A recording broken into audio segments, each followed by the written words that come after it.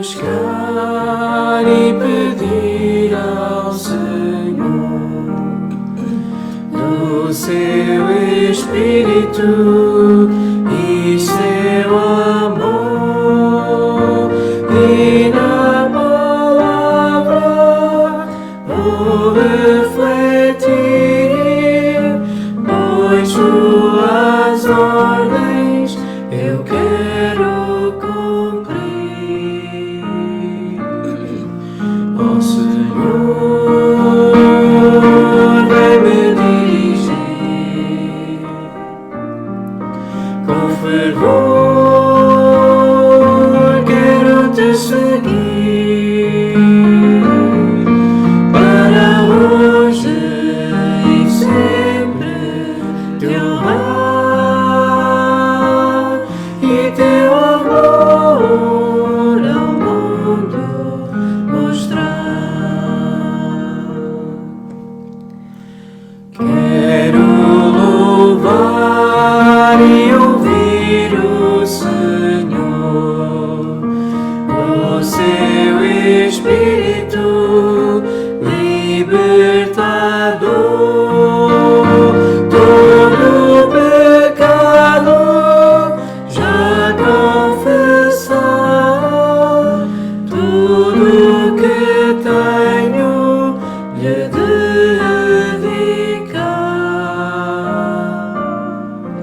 Ó Senhor, vem-me dirigir com fervor, quero te seguir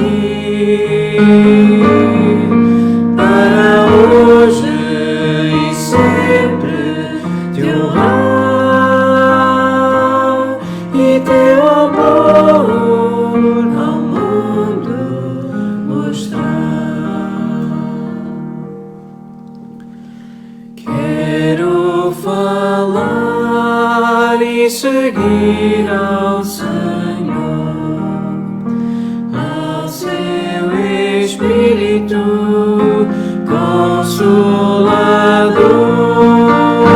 No seu trabalho vou investir e só a Ele amar e servir.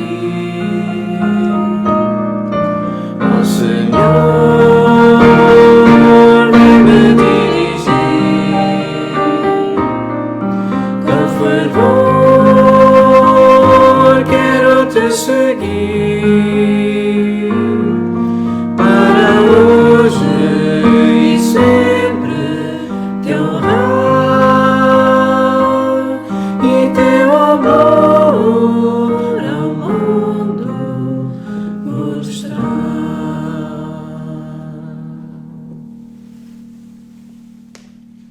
Vamos orar. Nosso Pai, agora que nos preparamos para abrir a Tua Palavra e nos concentrarmos naquilo que Tu nos queres dizer neste dia, nós rogamos que nos ajudes a fazer acalmar o nosso coração, o nosso corpo, nossa alma, para prestarmos atenção no que está escrito. Queremos te louvar por este dia, queremos te engrandecer e agradecer por esta oportunidade de estarmos juntos, ainda que separados fisicamente, mas juntos com outros irmãos, unidos com este mesmo propósito de celebrar Jesus Cristo neste dia. Celebrar o dom da vida e a vida eterna. Fala connosco, Senhor. Queremos ouvir-te. Queremos saber o que tens para nós nesta manhã. Em nome de Jesus. Amém. Amém. Convido os irmãos a abrirem 1 Coríntios capítulo 5. Abram as vossas Bíblias, por favor, em 1 Coríntios 5. Nós vamos ler inicialmente os versículos 7 e 8. 1 Coríntios 5, 7 e 8.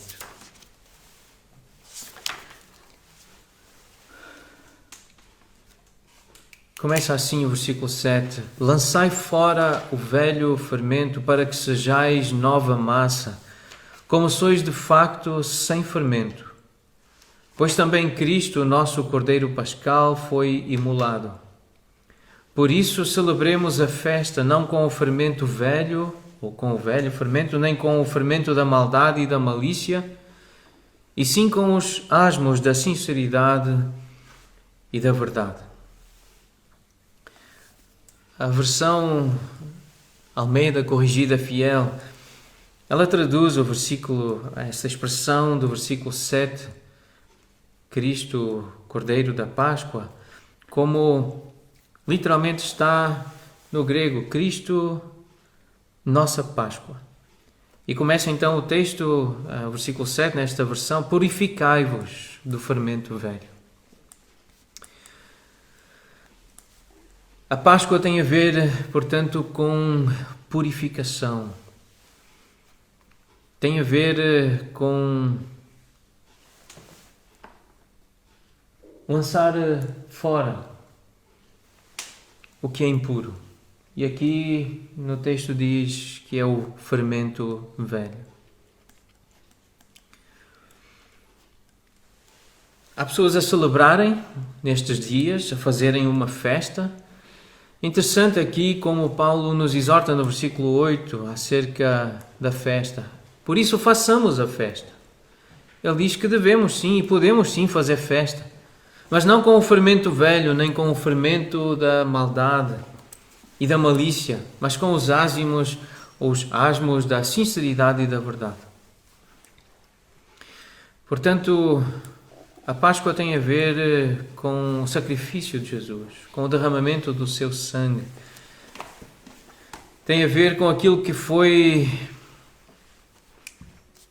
descrito lá no livro do Êxodo. E que o autor aos Hebreus, ele explica que a importância do sangue na purificação é percebida desde o início da história da humanidade. E no capítulo 9 de Hebreus nós lemos que todas as coisas, ou quase todas as coisas, segundo a lei, se purificam com sangue e sem derramamento de sangue não há remissão. É interessante então que o autor aos Hebreus conta acerca da história, lembrando daqueles homens e mulheres que viveram pela fé, lembrando de Moisés. No versículo 24 diz que quando já homem feito recusou ser chamado filho da filha de Faraó, preferindo ser maltratado junto com o povo de Deus a usufruir prazeres transitórios do pecado. E esta é uma expressão então para guardar neste texto aqui. Usufruir prazeres transitórios do pecado. Efêmeros, que passam, que terminam, e terminam mais rápido do que nós pensamos ou desejamos. Porquanto considerou o opróbrio de Cristo por maiores riquezas do que os tesouros do Egito.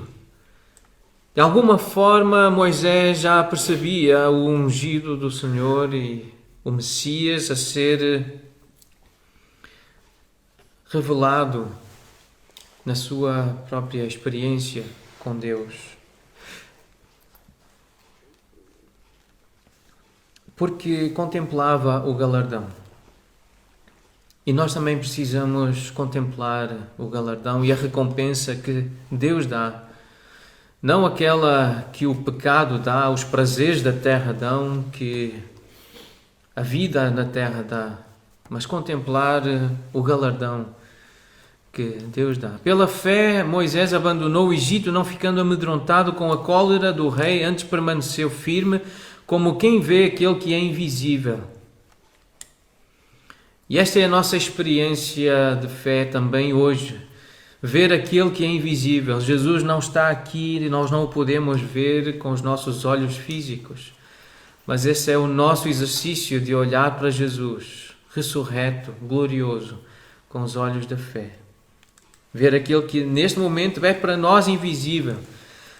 Mas pela fé Moisés celebrou a Páscoa e o derramamento do sangue, porque a Páscoa tem a ver com derramamento de sangue, para que o exterminador não tocasse nos primogênitos dos israelitas.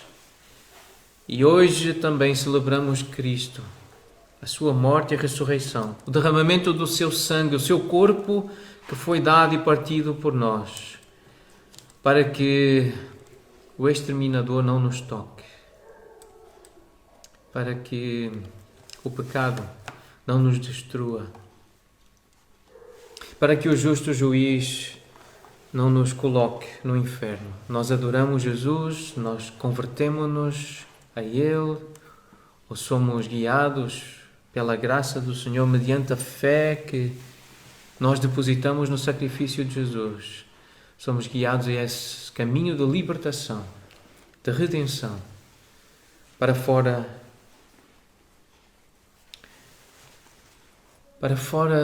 da prisão, para fora do exílio, para fora da escravidão. O contexto histórico da Páscoa está no livro do Êxodo, e podemos ler então em Êxodo, no capítulo 12, o relato de como esta festa foi instituída, de como essa realidade espiritual foi estabelecida como uma sombra daquilo que viria. E o versículo 1 então começa por dizer que o Senhor falou com Moisés e Arão na terra do Egito.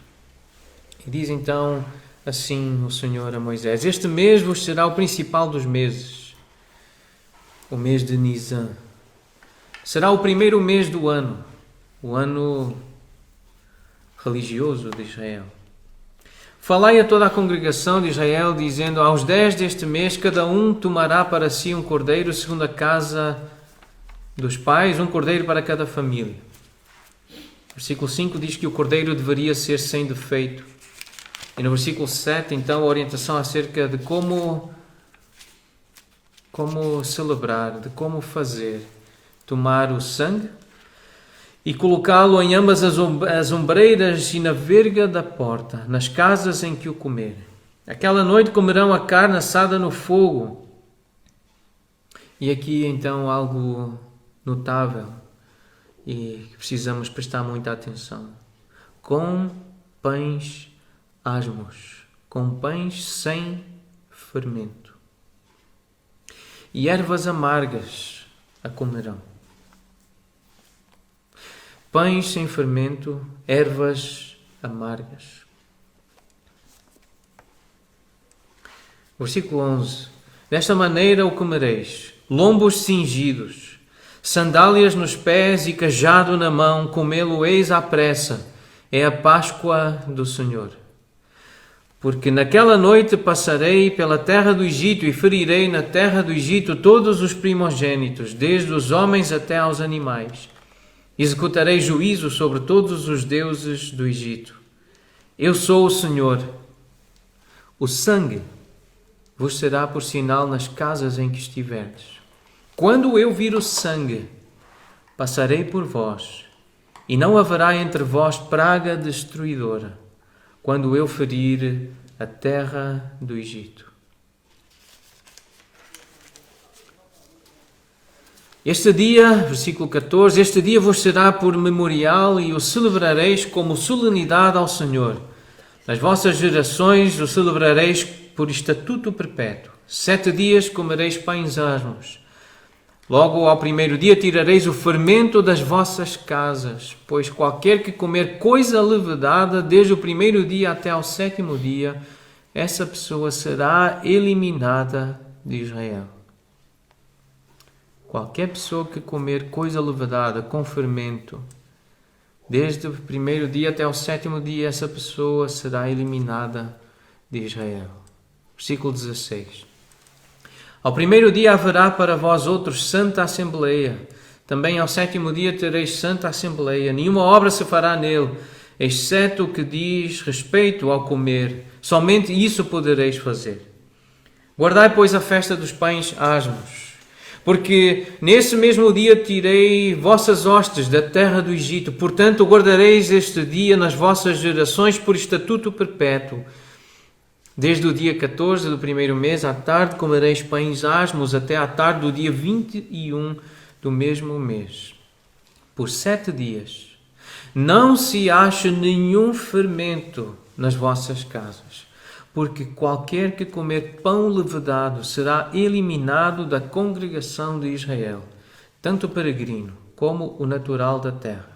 Nenhuma coisa levedada comereis em todas as vossas habitações. Comereis pães asmos.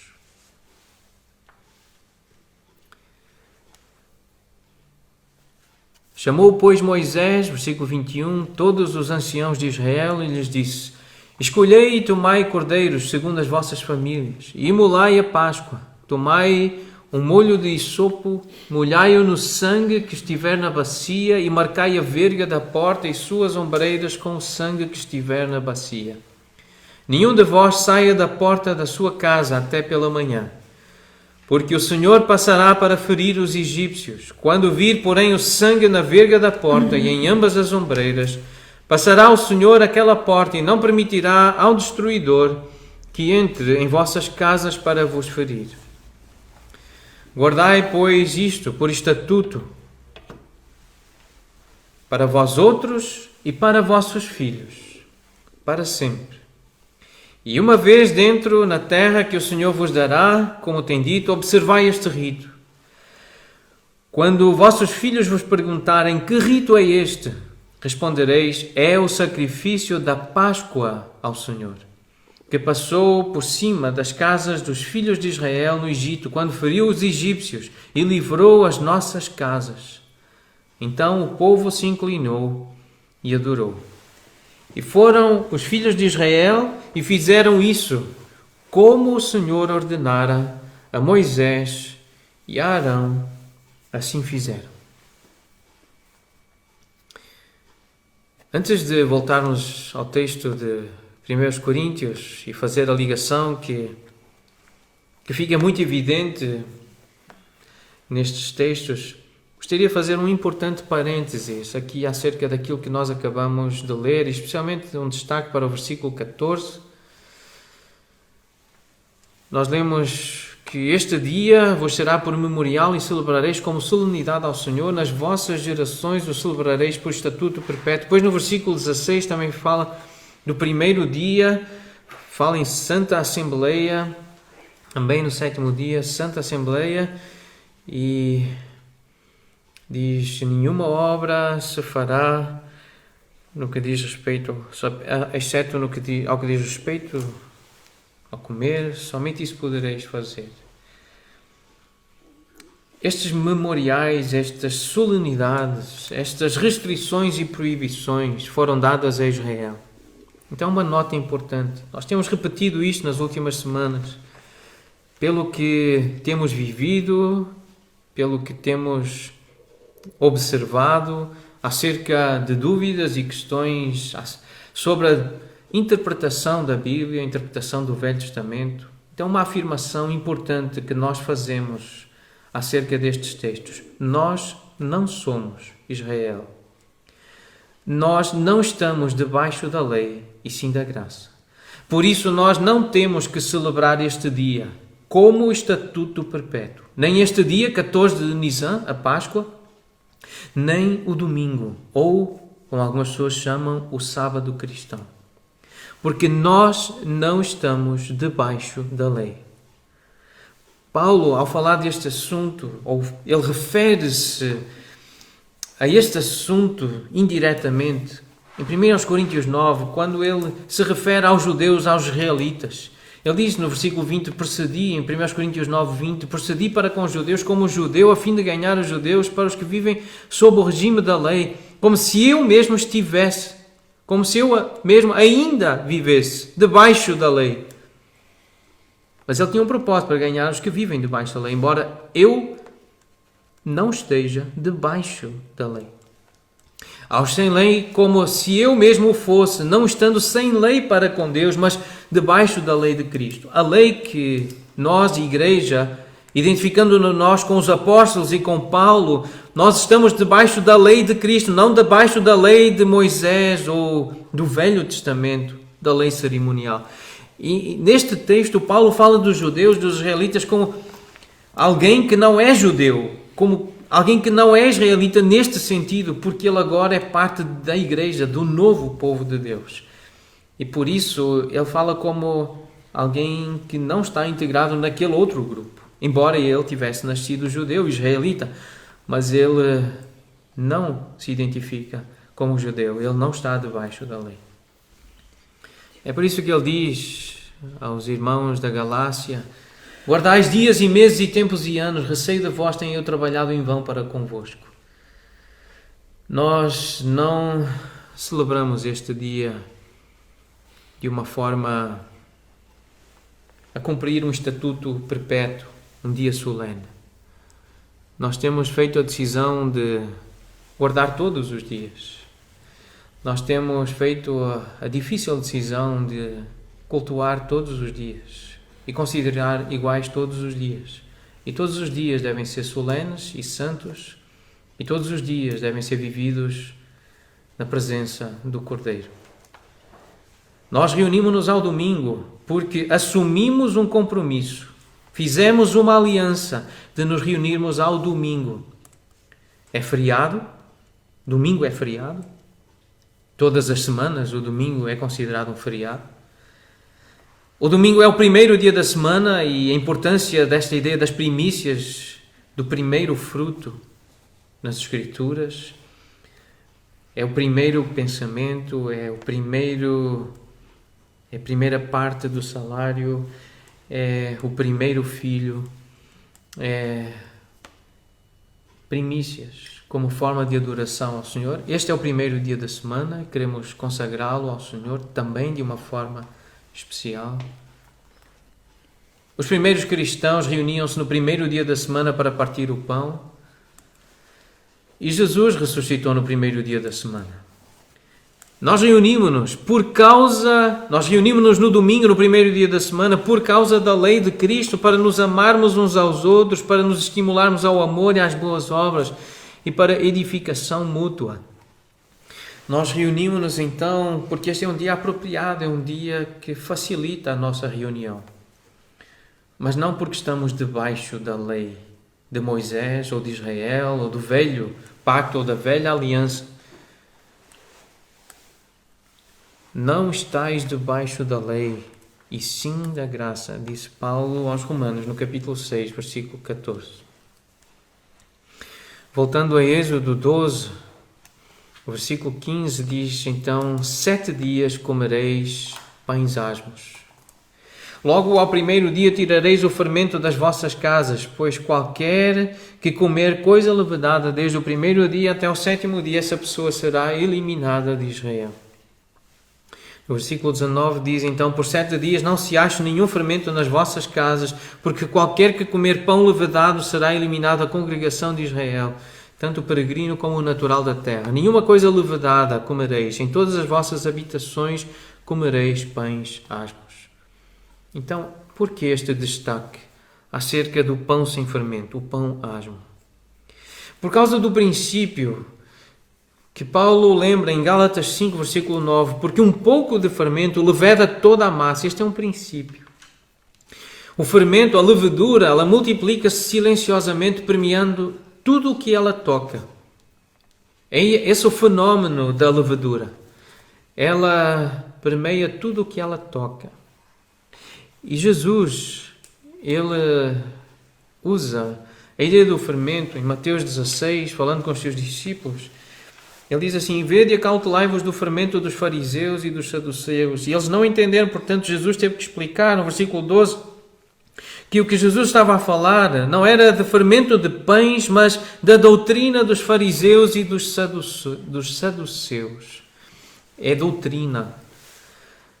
E é importante, então, associarmos esta ideia do fermento à doutrina, às ideias, aos falatórios, às falas, às palestras, às ideias que entram nas nossas mentes Em 2 Timóteo, no capítulo 2, versículo 16, Paulo exorta Timóteo a evitar os falatórios inúteis e profanos, pois os que deles usam passarão a impiedade ainda maior. A linguagem deles corrói como câncer. Vejam esta ideia então aqui, da linguagem corroer como câncer. Permeia como fermento, como levedura. Entre os quais se incluem Himeneu e Fileto. Estes se desviaram da verdade, asseverando que a ressurreição já se realizou, estão pervertendo a fé a alguns. Ideias erradas, uma doutrina falsa, e está a corroer como câncer, a permear na massa, a entrar no corpo e a espalhar-se e a perverter a fé, a corromper a fé. E este tipo de efeito diz que ele tende a crescer e a se espalhar, por isso este destaque aqui no versículo 16, que passarão a impiedade ainda maior. A ideia é crescer em impiedade, em pecado, em perversão.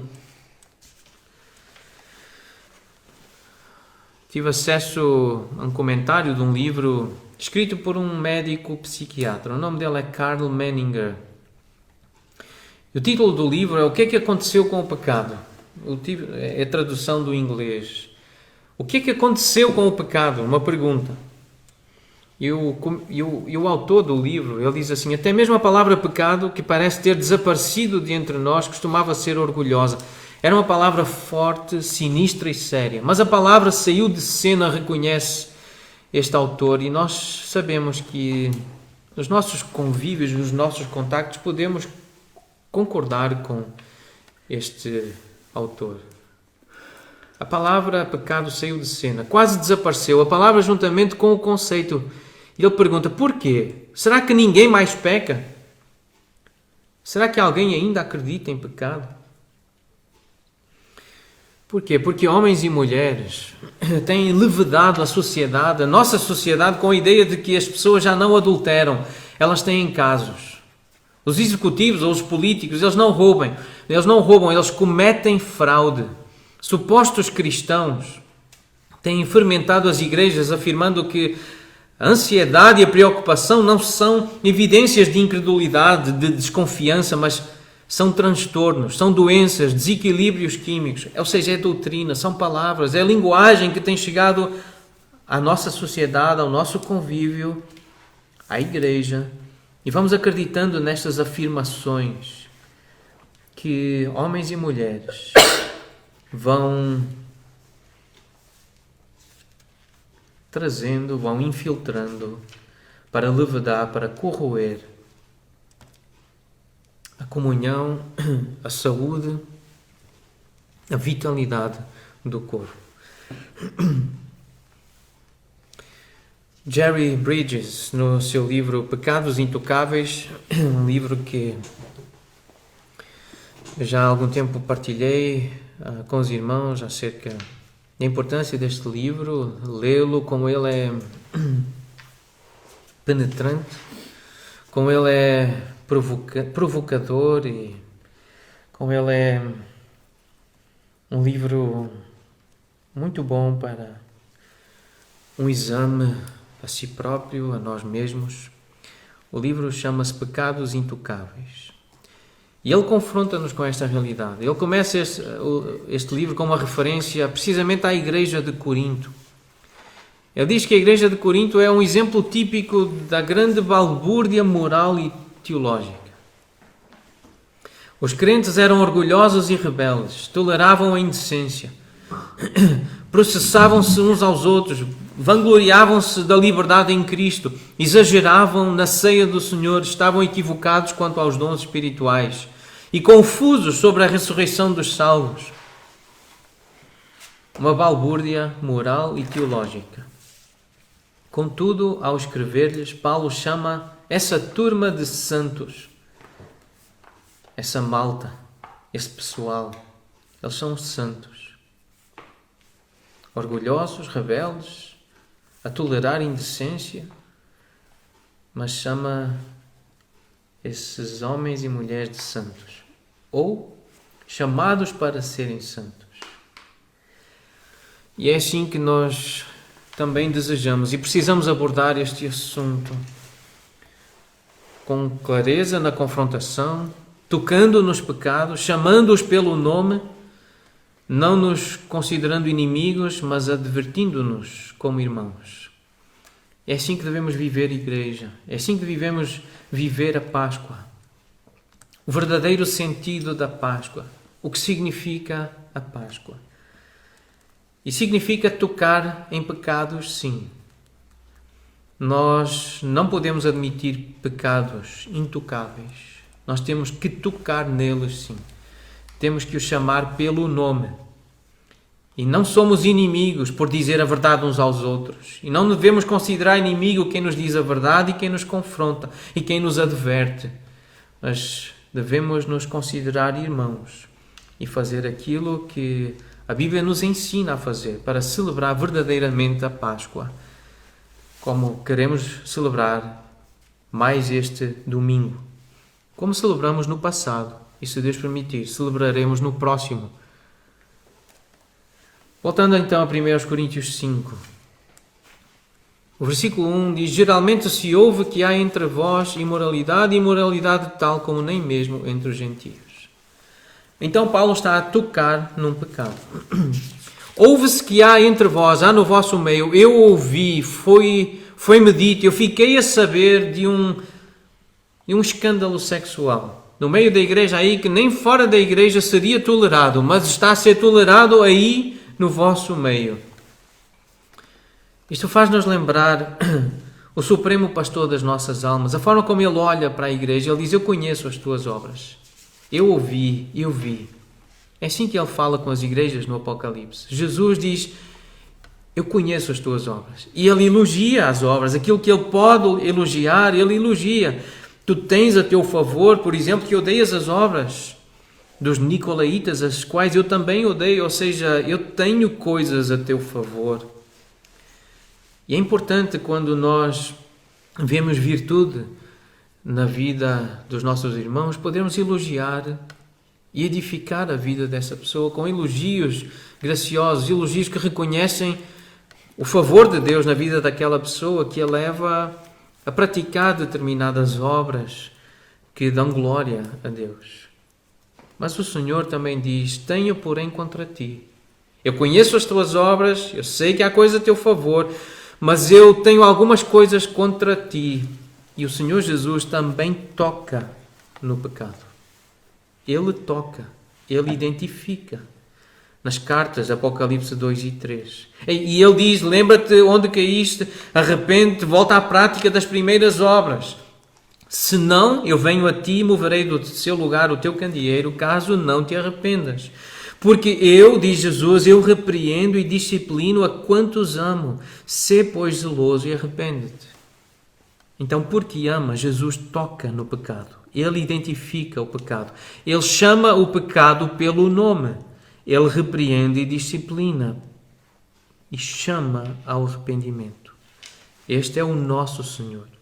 É o nosso mestre, é o nosso pastor. Este é o modelo que nós temos. E é o modelo apostólico. Olhando então para 1 Coríntios 5, Paulo, no versículo 2, diz: e contudo andais vós ensoberbecidos, e não chegastes a lamentar, para que fosse tirado do vosso meio a quem tamanho ultraje praticou. Essa é a reação esperada de Paulo, era que houvesse humildade. Não fica bem andar ensoberbecido, com soberba, com arrogância. O versículo 6 diz: não é boa a vossa jactância. Não fica bem. O que fica bem é lamento numa hora destas. Não chegastes a lamentar. Eu esperava que estivessem em lamento, em pranto, choro, em tristeza, em expressão de angústia e de agonia. A reação esperada de Paulo é que houvesse uma ação purificadora, tirar do meio quem praticou o ultraje. É remover aquela atitude ou aquela pessoa, é remover aqueles pensamentos ou aquelas palavras que causam vergonha, que promovem ultraje no meio da igreja. Isso tem que parar, diz Paulo. Versículo 3. Na verdade, ainda que ausente em pessoa, mas presente em espírito, já sentenciei como se estivesse presente, que o autor de tal infâmia seja em nome do Senhor Jesus, reunidos vós e o meu espírito, com o poder de Jesus, nosso Senhor. E esta aqui, antes de continuar a ler o texto, uma evidência bíblica para mostrar que a reunião da igreja não tem que ser necessariamente no templo, ou no santuário, ou nas instalações arrendadas, adquiridas pela igreja, mas ela deve ser em espírito e em verdade. Por exemplo, usando os meios de comunicação disponíveis, como estamos a usar agora. Não é o ideal, é verdade, mas estamos reunidos. Paulo não estava presente fisicamente, mas ele estava reunido com aquela igreja em espírito. É possível a igreja viver momentos de união, mesmo estando impedida temporariamente de estar fisicamente presente numa mesma sala, num mesmo lugar. Versículo 5. Que essa pessoa seja entregue a Satanás para a destruição da carne, a fim de que o espírito seja salvo no dia do Senhor Jesus. Então isto significa que deixar a comunhão da igreja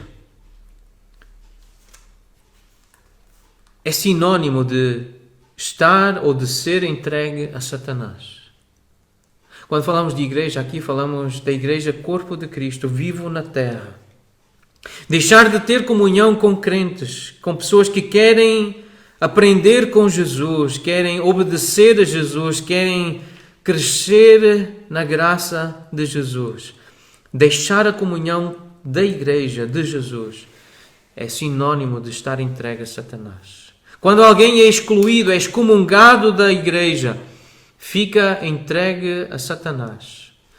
Nós percebemos isso na revelação bíblica porque cogitar das coisas dos homens e não cogitar das coisas de Deus é estar entregue a Satanás. Andar movido por pensamentos de homens, de políticos, de doutores, de mestres, de acordo com os homens, filosofias humanas. Seguir a direção geral de saúde às cegas, sem olhar para a palavra do Senhor, é cogitar das coisas de Satanás. Seguir as ordens do governo português às cegas, sem olhar para a palavra do Senhor, é correr o risco de estarmos entregues a Satanás e a fazer o que Ele quer que nós façamos. Em relação a contactos pessoais, cogitar das coisas dos homens e não das coisas de Deus é sinônimo de estar entregue a Satanás. Jesus foi muito claro quando Ele disse: quem não é por mim é contra mim, e quem comigo não ajunta, espalha. Não há terra neutra. Ou é por Jesus ou é contra Ele. E há um espírito neste mundo. Há um espírito a governar este mundo. 1 João 4,3 diz: todo espírito que não confessa a Jesus não procede de Deus. Pelo contrário, este é o espírito do anticristo, a respeito do qual tendes ouvido que vem e presentemente já está no mundo. E o nosso governo, o governo português, é um governo que não confessa a Jesus. São homens e mulheres que estão a dirigir o nosso país que não procedem de Deus. As ideias deles não procedem de Deus. É por isso que nós precisamos estar muito atentos e lembrar que o mundo inteiro jaz no maligno. E por isso, ser excluído da comunhão com a igreja é sinônimo de ser entregue a esse mundo. É estar no meio de uma geração pervertida e corrupta. Se queremos ouvir mais o mundo do que a Bíblia, do que Deus, nós precisamos lembrar que o que a Bíblia diz acerca do mundo é que ele está inteiramente debaixo da influência do maligno. Há uma mentalidade pervertida e corrompida à nossa volta. E Satanás, nós não lhe ignoramos os desígnios. Ele quer alcançar vantagem sobre nós. E os desígnios dele são de nos fazer mal. Ele é o nosso adversário. Ele anda em derredor como um leão que ruge procurando alguém para devorar. Essa é a satisfação dele, é o prazer dele. Se possível, humilhar os próprios eleitos, os próprios salvos, a própria igreja. Então a Páscoa, a verdadeira Páscoa, está relacionada com aquilo que estamos a ler em 1 Coríntios 5. O versículo 6 diz: não sabeis que um pouco de fermento leveda a massa toda? A Páscoa está relacionada com os pães sem fermento. Além do cordeiro e do sangue, lembremos que a orientação é muito clara acerca do fermento e da levedura estar totalmente ausente da casa, da família do povo de Deus. Porque um pouco de fermento leveda a massa toda. E o fermento, lembrar então que é essa levedura que se multiplica silenciosamente, permeando tudo o que ela toca. Então, voltando ao texto que nós começamos. Lançai fora o velho fermento, para que sejais nova a massa, como sois de facto sem fermento. Pois também Cristo, o nosso Cordeiro Pascal, foi imolado. Por isso celebremos a festa, não com o velho fermento, nem com o fermento da maldade e da malícia, e sim com os asmos da sinceridade e da verdade. Essa maldade, esse desejo de injuriar, de iniquidade, de depravação, aquilo que Deus condena, é quebrar a lei de Cristo, é quebrar a lei moral de Deus, aquilo que lhe agrada, fazer aquilo que aborrece a Deus. Essa malícia que é representada aqui pelo fermento, por essas doutrinas, esses pensamentos errados, essas tendências da nossa carne. É por isso que nós gostamos do mundo. A nossa carne gosta do mundo porque corresponde com a malícia que está dentro de nós, a iniquidade do nosso coração, a corrupção, esses desejos maus que brotam de dentro de nós. A malignidade do pecado, esta palavra aqui, maligno, maldoso, mas na medicina, malignidade descreve um tumor que tem o potencial ilimitado de crescimento e que invade os tecidos que estão à volta, os tecidos vizinhos, atingindo outras áreas do corpo por metástase. Se for deixada à vontade, a malignidade infiltra-se e avança pelo corpo todo e por fim causa a morte. Então é fácil entender porque é que o cancro e esta expressão malignidade são palavras que causam pavor. É maligno? O tumor é maligno? Esta expressão aqui, esta pergunta, é maligno? Isso causa pavor. Por quê? Porque é algo que se espalha, que invade os tecidos e por metástases alcança tudo o que está à volta. O pecado é a malignidade espiritual e moral. Se for deixado à vontade, acaba por se espalhar por todo o nosso ser, contaminando cada área da nossa vida. E o que é ainda pior é que geralmente atinge por metástase a vida dos cristãos que estão perto de nós, que estão à nossa volta. Foi Jerry Bridges que disse isto nesse livro, Pecados Intocáveis. E esta é a característica da velha natureza. E este é o velho fermento que o texto está a mencionar aqui. É aquilo que descreve a nossa natureza anterior à conversão, anterior à novidade de vida, à novidade de espírito, como lemos em Romanos 6 e Romanos 7. A nova massa, os asmos, é aquela natureza produzida pela presença e pela ação do Espírito Santo. Jesus usa a expressão fermento, creio que com um outro sentido em Mateus 13. Aquela parábola acerca do reino dos céus ser semelhante ao fermento que uma mulher tomou e escondeu em 3 medidas de farinha até ficar tudo levedado.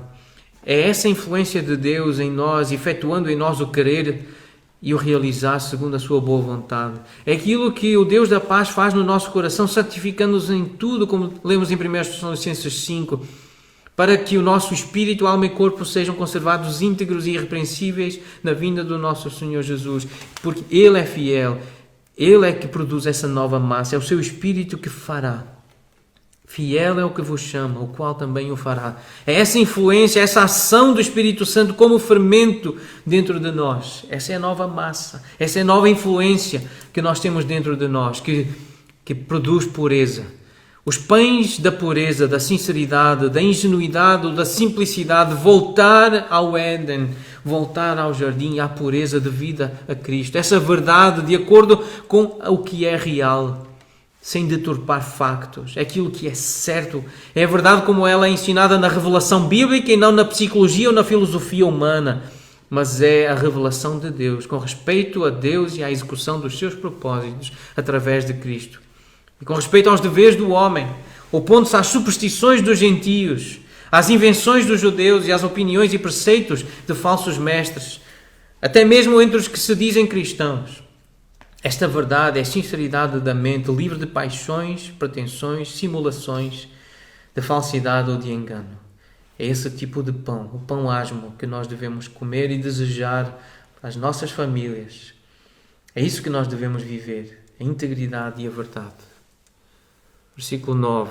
Já em carta vos escrevi que não vos associasseis com os impuros.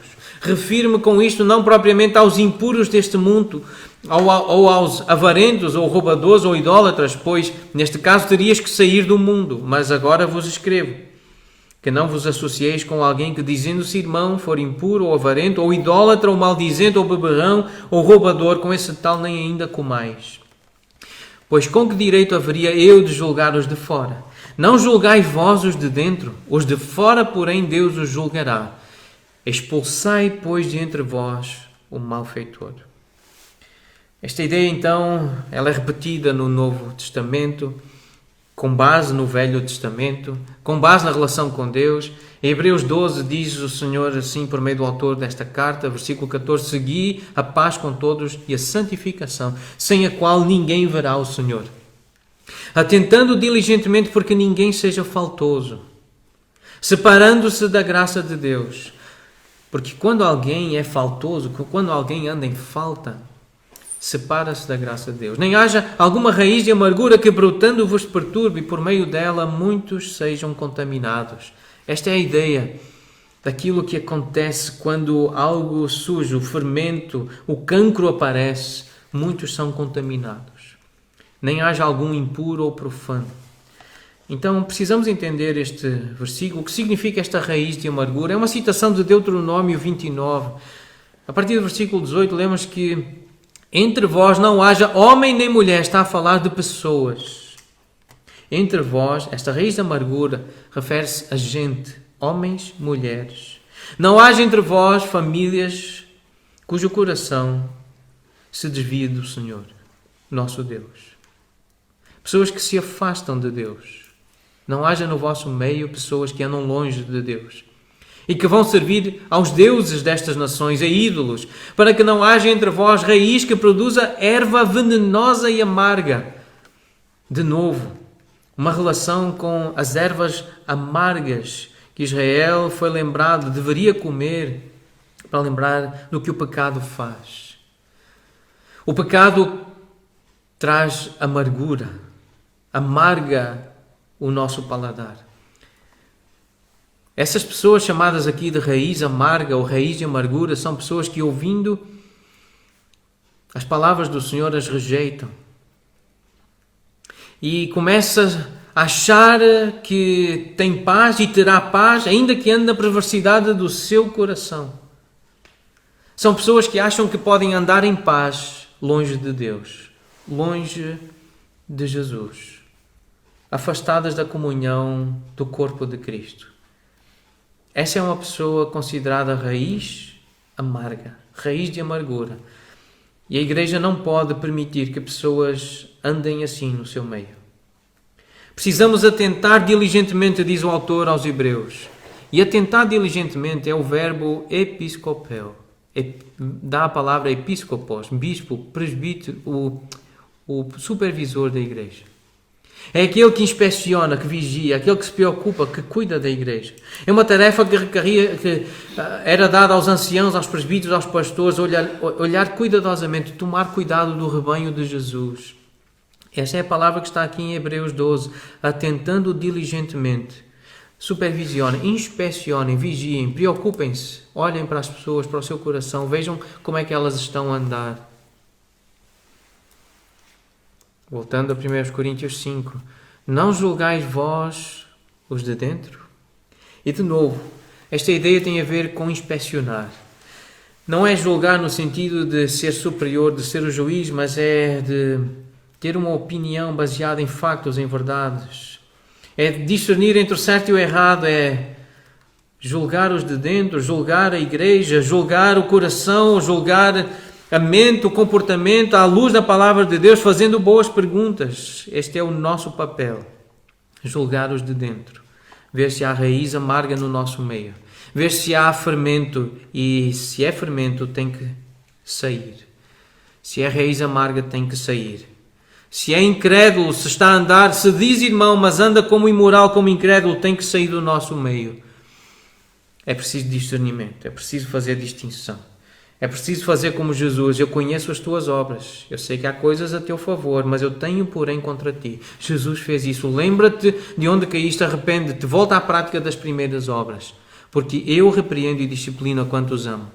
Isto é o amor de Deus. O amor de Deus ensina, o amor de Deus é paciente, é misericordioso, o amor de Deus repreende, o amor de Deus disciplina, o amor de Deus conduz ao zelo, ao verdadeiro arrependimento. Porque o pecado não terá domínio sobre vós, diz Paulo aos Romanos. O pecado não nos pode dominar. Pensamentos mundanos não podem dominar-nos, pois nós não estamos debaixo da lei, sim da graça. E a pergunta é: e daí? Devemos pecar porque não estamos debaixo da lei, sim da graça? De modo nenhum, porque nós não somos escravos do pecado. Versículo 6 diz: foi crucificado com ele o nosso velho homem. Com Jesus foi crucificado o nosso velho homem, para que o corpo do pecado seja destruído e não sirvamos o pecado como escravos. Versículo 17: mas graças a Deus, porque outrora escravos do pecado, contudo viestes a obedecer de coração à forma de doutrina a que fostes entregues. Versículo 20: porque quando éreis escravos do pecado, estavais isentos em relação à justiça naquele tempo. Que resultados colhestes? Somente as coisas que agora vos envergonhais, porque o fim delas é a morte. E a relação então com o êxodo, com a libertação de Israel, em Levítico 26 diz o Senhor: eu sou o Senhor vosso Deus, que vos tirei da terra do Egito, para que não fosseis seus escravos. Quebrei os timões do vosso jugo e vos fiz andar eretos. E Jesus diz: eu morri na cruz para vos livrar da escravidão do pecado, para que não andem curvados diante do pecado, para que não andem deprimidos por causa do pecado, para que não andem ansiosos, para que não andem envergonhados por causa do pecado, mas poderem andar de pé, eretos, para serem servos de Deus. Essa é a ideia. Fomos libertos da escravidão do pecado para sermos escravos de Deus. Versículo 22 de Romanos 6 diz: libertados do pecado, transformados em escravos de Deus, servos de Deus, tendo o vosso fruto para a santificação e por fim a vida eterna. Essa é a recompensa, esse é o galardão. Paulo descreve essa realidade em Tito 3, versículo 3. Outrora éramos nécios, desobedientes, desgarrados, escravos de toda a sorte de paixões e prazeres, vivendo em malícia e inveja, odiosos e odiando-nos uns aos outros. Quando, porém, se manifestou a benignidade de Deus nosso Salvador, quando chegou a Páscoa, quando o Cordeiro foi morto, quando ele ressuscitou, quando foi evidente o seu amor para com todos, não por obras de justiça praticadas por nós, mas segundo a sua misericórdia, ele nos salvou, mediante o lavar regenerador e renovador do Espírito Santo, que ele derramou sobre nós ricamente por meio de Jesus Cristo, nosso Salvador. Por isso, nós estamos livres desse velho fermento. Queremos nos libertar desse velho fermento. Trabalharemos como igreja e como famílias cristãs, verdadeiramente cristãs, para nos libertar desse velho fermento. Porque isso é sinal de corrupção. Interessante então essa ideia que Pedro diz na segunda carta, falando dos falsos mestres, das falsas doutrinas. Isso é ser escravo da corrupção. E aquele que é vencido fica escravo do vencedor. E nós precisamos então nos render, declarar-nos vencidos, nos entregar como escravos de Deus. Ele venceu, Ele comprou-nos, nós somos dele. É nesta rendição que se verifica o verdadeiro arrependimento. É aqui que nós voltamos às primeiras obras, quando nos arrependemos. Quando lançamos fora o velho fermento, vivemos a verdadeira Páscoa, e nos libertamos dos nossos pecados intocáveis. E nós precisamos chamar esses pecados de pecado. Precisamos tocar neles. Então, resumindo aquilo que este irmão menciona, alguns nomes desses pecados: a impiedade, viver sem pensar ou pensar muito pouco em Deus ou na vontade de Deus ou na glória de Deus ou na dependência de Deus. Viver o dia sem pensar em Deus. Às vezes 5, 10 minutos, uma leitura rápida, corrida, mas o resto do dia sem pensar em Deus é um pecado. É impiedade, é o contrário de piedade. Piedade é viver a pensar em Deus, é viver para agradar a Deus. A impiedade é viver sem pensar em Deus. É um comportamento que nós temos que abandonar. É um fermento que nós temos que lançar fora. A impiedade não pode fazer parte das nossas famílias, das nossas casas. Nós precisamos lembrar de Deus, precisamos pensar em Deus durante o dia. É algo que precisamos viver, lançar fora a impiedade, viver sem pensar nas coisas de Deus. A ansiedade, a preocupação, a frustração é o oposto de confiar em Deus. É a ansiedade, a preocupação, a frustração é exatamente o contrário de alguém que confia, que crê em Deus. Quando eu permito que a ansiedade me domine, que a preocupação me domine, eu estou, na verdade, a acreditar que Deus não se importa comigo e que não irá cuidar de mim naquela circunstância, naquela situação em que eu estou a viver e que me está a deixar ansioso ou preocupado. Outro pecado, insatisfação. Uma atitude ilegítima que afeta negativamente o nosso relacionamento com Deus e que resulta quase sempre de situações permanentes e imutáveis que estão fora do nosso controle. Como, por exemplo, uma situação de um trabalho que não é gratificante, que não dá prazer, ou um salário baixo, a falta de um companheiro para se casar, a impossibilidade de ter filhos, um casamento infeliz, ou uma deficiência física, a saúde constantemente debilitada. Mas nós temos que aprender a ter satisfação em Deus e na salvação. Outro pecado é o pecado da ingratidão. É algo que temos que identificar e eliminar da nossa vida. Porque como cristãos nós somos libertos da escravidão do pecado e toda a nossa vida deveria ser um agradecimento contínuo. Não há bênção maior do que esta. Não há presente, não há dom, não há prenda melhor do que a salvação. Outro pecado do orgulho.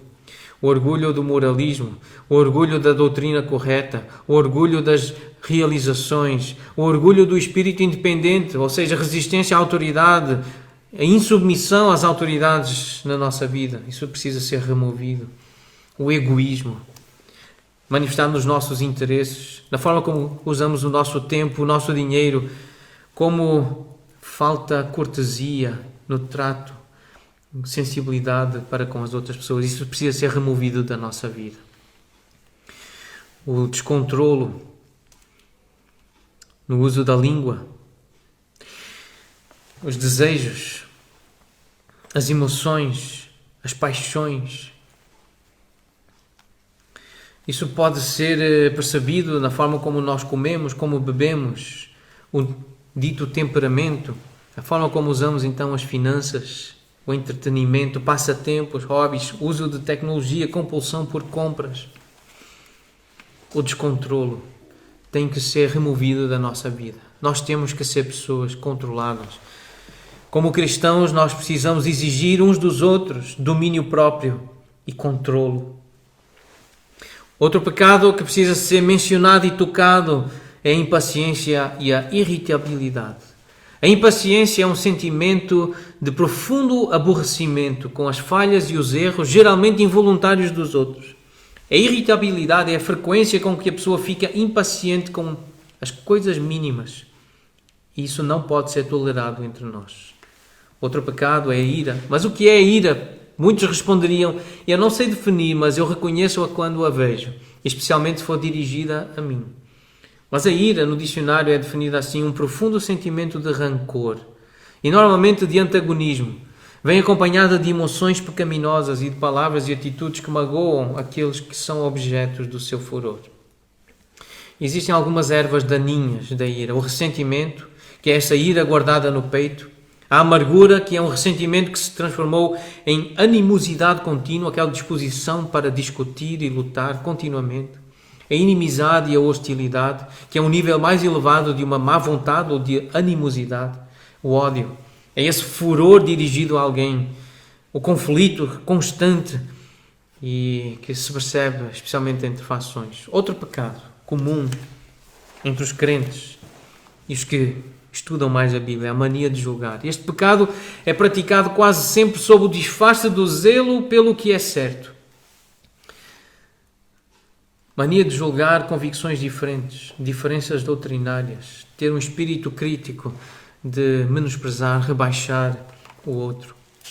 Outro pecado que precisa ser eliminado da nossa vida, da nossa família, da nossa igreja. Inveja, ciúme e pecados afins. A inveja é a percepção dolorosa e muitas vezes cheia de ressentimento de que alguém está a usufruir de algum privilégio. E o ciúme é normalmente definido como intolerância com os concorrentes. Isso não pode ter lugar, isso tem que ser removido da nossa vida. A competitividade é o desejo de ganhar sempre ou de ser o maior na nossa área de atividade. O controlo é o pecado de tentar controlar os outros para nos darmos bem ou para conseguirmos o que desejamos. Temos que ter atenção e identificar os pecados da língua. A fofoca, o mexerico, falar dos outros quando eles não estão presentes e não é necessário, não é edificante, normalmente exaltando as suas falhas. A difamação, a mentira, palavras grosseiras, sarcasmos, insultos, desdém, zombaria, isso tem que ser removido, isso tem que ser tirado da nossa casa, porque estamos a viver a Páscoa e queremos vivê-la todos os dias. Então temos que ter cuidado com o uso da língua. O mundanismo, estar apegado às coisas, estar monopolizado, preocupado com o que é passageiro deste mundo, por exemplo, o dinheiro, se ele nos domina, ser rico, ter dinheiro, ter poupança. A imoralidade sexual, mesmo que não seja aquela gritante, mas aquela que vemos em séries, em filmes, em revistas e que aceitamos em conversas, aquela que substitui a pornografia, que substitui a prostituição, mas que está presente na nossa sociedade de uma forma clara. Isso é mundanismo. A idolatria, e por ídolo queremos dizer qualquer coisa que valorizamos tanto que acha que acaba por drenar a nossa energia emocional e mental, acaba por nos roubar os recursos e o tempo, qualquer coisa que fica acima do nosso relacionamento com Deus ou com a família, que devem ser prioritários na nossa vida. Então nós devemos pedir a outras pessoas para avaliarem a presença destes pecados subtis na nossa vida. E não nos devemos defender nem questionar a avaliação delas, simplesmente vamos aceitar com humildade. E talvez Deus esteja a usar a outra pessoa para revelar problemas que você, que o irmão, que a irmã não admite. Mas precisamos usar o Evangelho, lembrar da Páscoa, lembrar do que Jesus fez, depender do poder capacitador do Espírito Santo, dessa influência que está a trabalhar dentro de nós. E nós hoje o que fizemos foi tocar em pecados. Ditos intocáveis, mas nós tocamos. Porque nós não acreditamos que eles sejam intocáveis. Nós temos que tocar. Nós temos que fazer como Jesus fez. Tocar em pecados. Identificar essas áreas e trabalhar para eliminar esse fermento da nossa vida. Porque o mundo está a ver-nos. As pessoas vivem de olho em nós. Mesmo quando desdenham de nós, dos nossos valores e rejeitam a nossa mensagem. Jerry Bridges diz assim: podemos achar que os nossos pecados subtis estão escondidos dos seus olhos, mas de alguma forma o mundo os vê. As pessoas notam o nosso moralismo, a nossa ira, o nosso espírito crítico. Elas veem-nos como santarrões ou como hipócritas que não praticam o que pregam. Lidar com os nossos pecados aceitáveis com humildade e honestidade contribui muito para desfazermos essa imagem. Por fim, nós precisamos lembrar a advertência de 1 Pedro 5,5. Deus resiste aos soberbos, contudo aos humildes concede a sua graça. Foi assim que o povo celebrou a Páscoa. Purificou-se. Está no fim do Velho Testamento, em Esdras 6. Este livro conta o fim da história do Velho Testamento. Eles celebraram a Páscoa purificando-se, mataram o cordeiro da Páscoa, comeram a Páscoa, porque haviam-se purificado da imundícia dos gentios da terra. Foi assim que celebraram a festa dos pães asmos. E é assim que nós devemos celebrar também, lançando fora o velho fermento. É assim que nós devemos viver estes dias, enquanto Jesus não voltar. Com esta consciência, como John Newton, o autor daquele hino Amazing Grace. Ele que tinha sido capitão de um navio negreiro, traficante de escravos, John Newton. Ele disse assim, perto de morrer, ele disse a um amigo que estava com ele: a minha memória praticamente se foi. Entretanto, lembro-me de duas coisas: que eu sou um grande pecador e que Cristo é um grande Salvador. É isto que nós também precisamos lembrar. Somos grandes pecadores, mas não podemos esquecer que Cristo é um grande Salvador.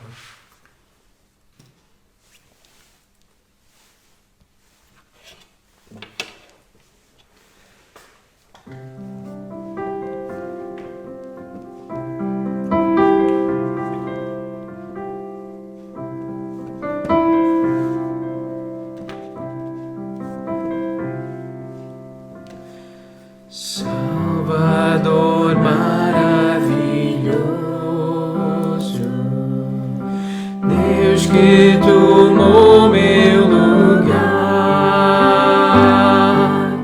Cordeiro entregue ao Calvário, morto para nos salvar, oh, morto para nos salvar.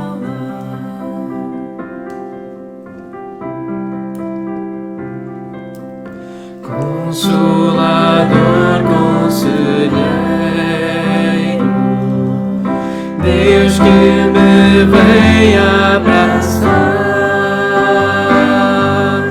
na noite escura da alma, tu vens comigo andar, oh, tu vens comigo andar.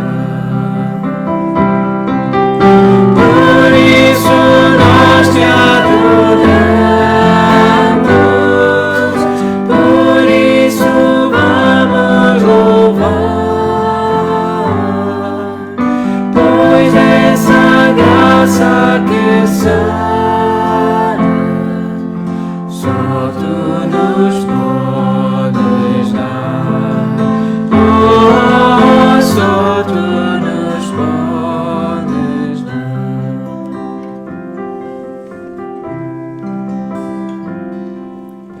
Pai poderoso infinito, Deus que não cansa de amar, em meio às nossas fraquezas, nós vamos te buscar, oh, nós vamos te buscar. Por isso nós te adoramos, por isso vamos louvar, pois essa graça que sara, só tu nos podes dar, oh, só tu nos podes dar. Por isso nós te adoramos, por isso vamos louvar, pois essa graça que sara, só tu nos podes dar, oh, só tu nos podes dar.